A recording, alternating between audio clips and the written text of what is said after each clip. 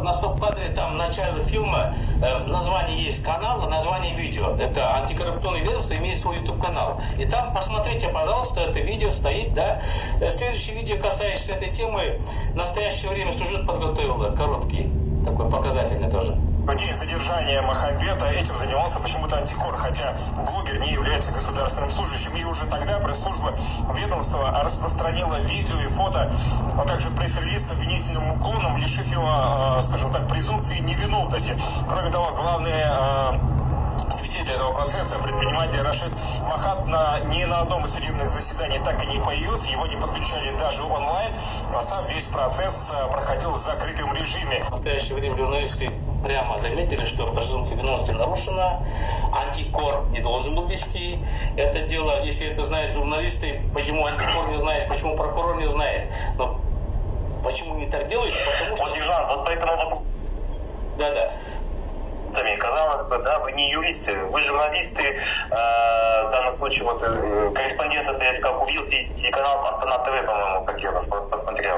Я полностью солидарен. Почему? Во-первых, я начну исходить из того, что вот сейчас показали кадры вот всех видеозаписей, не видеозаписей, аудиозаписей, да, то, что там они переговоры проводились и тому подобное и так далее, да. Ну, во-первых, это материалы, понятно, оперативные материалы, которые могут быть разглашены непосредственно только после того, когда будет завершено расследование по делу. Я сейчас просто не знаю, на какой стадии это дело находится. Вот. Если это дело на сегодня находится еще на стадии расследования, то, конечно же, вы понимаете, что есть у нас такое понятие в Уголовно-процессуальном кодексе, как тайна сведений до судебного расследования. Поэтому никто не вправе раскрывать эти сведения, тем более выдавать средства массовой информации. И я после чего уверен, что если бы вот эта информация была непосредственно из рук каких-то просто рядовых граждан, либо каких-то организаций, то там бы давно бы как минимум возбудили бы отдельный ЕРДР, уголовное дело бы, и там, соответственно, и дальше бы команда бы пошла привлечь к уголовной ответственности за распространение этих сведений. Но здесь, когда эти сведения незаконно распространяются самими правоохранительными органами, вот вопрос в том, а почему тогда их не привлекают к уголовной ответственности за распространение вот этих вот сведений до судебного расследования? Я вот еще раз повторю. Да.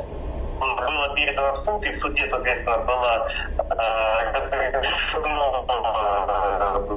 выдавать в СМИ эти все сведения, то, конечно, вопросов нет. Но если, соответственно, это дело засекречено каким-то образом, ну, конечно же, понятно, нужно спрашивать тогда, каким образом все эти сведения оказались в средствах массовой информации. Во-вторых, действительно, теперь вот касательно вот этих вот роликов, видеороликов, которые снимаются, вот как вы видите, сами по заказу, да, что антикоррупционной службы, что агентство финансового мониторинга.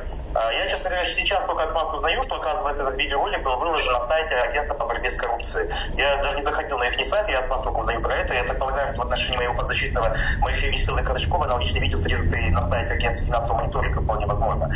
Спасибо за предоставленную информацию. Вот. Но что хотелось бы сказать касательно всех этих видеороликов. Действительно, никто презумпцию невиновности не отменял. Это гарантированный принцип конституционный, которыми должны руководствоваться не только судьи нашей страны, но и прежде всего сами правоохранительные органы. Конституция – это главный закон нашей страны, который имеет высшую юридическую силу. И, соответственно, для чего снимают эти видеоролики? Ну, понятное дело, что они снимаются для того, чтобы сформировать в нашей общественности наперед вот такое вот негативное мнение о тех лицах, которые на сегодня были вот субъектами по данным делам и задержанным. Я имею в виду господина вот Абжана, Абиева и, соответственно, вот, в том числе моего подзащитного господина Казачкова. Это все делается специально, поэтому я считаю, что в правовом демократическом государстве, это мое мнение как юриста, я думаю, все юристы будут со мной солидарны, если у нас этот принцип действует, принцип презумпции невиновности, такие видеоролики просто недопустимы, потому что они целенаправленно направлены для того, чтобы сформировать вот такое общественное мнение.